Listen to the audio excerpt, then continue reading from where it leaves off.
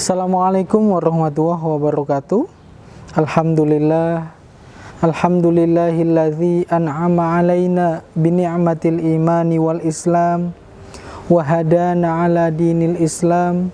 Wassalatu wassalamu ala sayyidina wa maulana Muhammadin khatamil anbiya'i wal mursalin wa ala alihi wa sahbihi ajma'in, amma ba'd.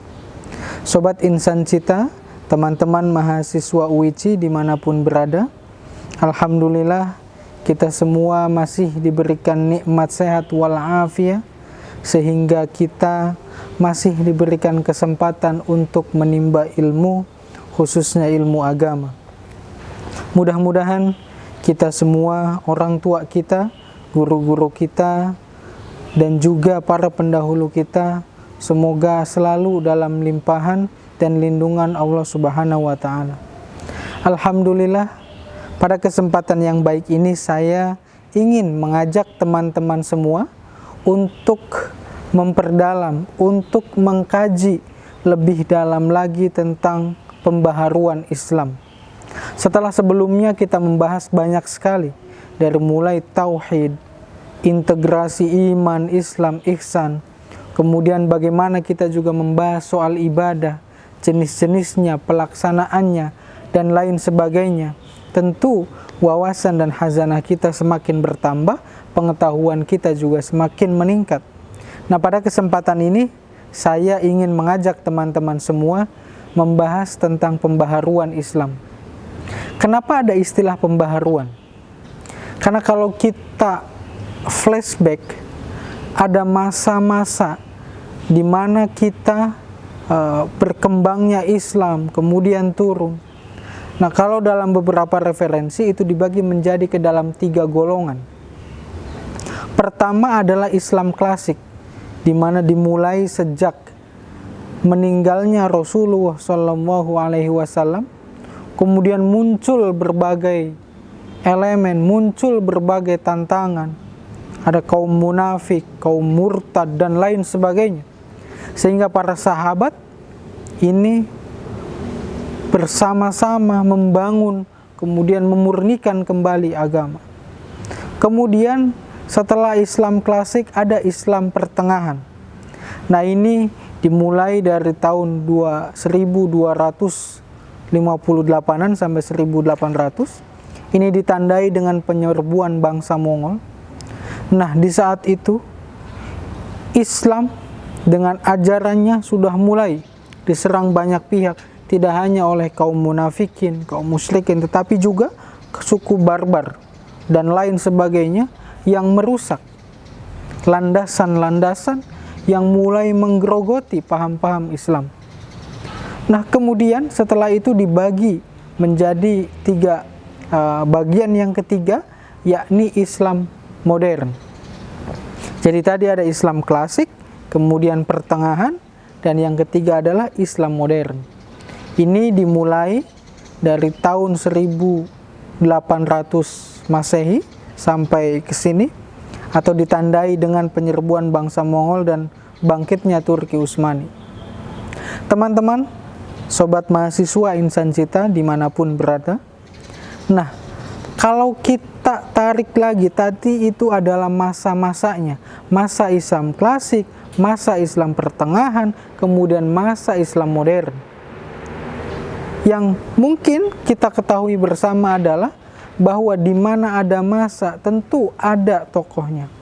Nah, banyak sekali kita mengetahui, kita memahami cerita-cerita sejarah, bagaimana tokoh-tokoh pembaharu dalam Islam. Seperti kalau di Mesir ada Jamaluddin Al-Afghani, kemudian Muhammad Ali Pasha, dan lain sebagainya. Mereka dengan keintelektualannya, dengan keilmuannya, kemudian berusaha membangkitkan reruntuhan, kemudian berusaha membangkitkan kejayaan kembali Islam yang memang jaya di masa lalu, di masa Rasulullah. Nah, kemudian sebetulnya pembaharuan itu tadi, tokoh-tokohnya tidak hanya di luar negeri, tidak hanya di Mesir, tidak hanya di negara-negara lain, tapi di kita pun sama.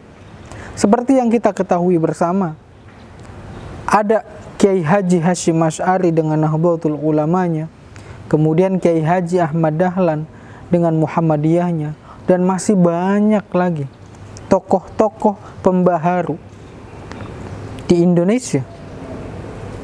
Pemikiran-pemikirannya, ilmu-ilmunya tentu membawa manfaat positif, dampak yang luar biasa terhadap kemajuan bangsa, kemajuan ilmu pengetahuan, dan juga kejayaan Islam. Karena memang niat-niat tadi itu untuk li'a'lali kalimatillah, menegakkan kalimat-kalimat Allah. Dan maka kesempatan yang baik ini saya ingin mengajak teman-teman untuk ayo sama-sama kita buka kembali literatur kita, kemudian kita pelajari, kita teladani apa yang bisa kita lakukan, apa yang bisa kita perbuat untuk kejayaan Islam di saat ini dan juga di masa mendatang. Satu hal yang perlu kita perhatikan adalah bukan hal yang tidak mungkin kita menjadi tokoh-tokoh pembaharu Islam berikutnya. Tentu dengan kecanggihan teknologi, dengan kemajuan ilmu pengetahuan dan lain sebagainya, dan juga budaya-budaya, kemudian lain sebagainya yang bisa kita manfaatkan, tentu akan membawa dampak yang lebih besar di masa mendatang. Sehingga bukan hal yang tidak mungkin kita semua, teman-teman, akan menjadi bagian daripada itu, bahkan menjadi tokoh pembaharu Islam di masa mendatang. Sekali lagi, saya mengajak teman-teman untuk ayo sama-sama kita kembali membuka literatur, kemudian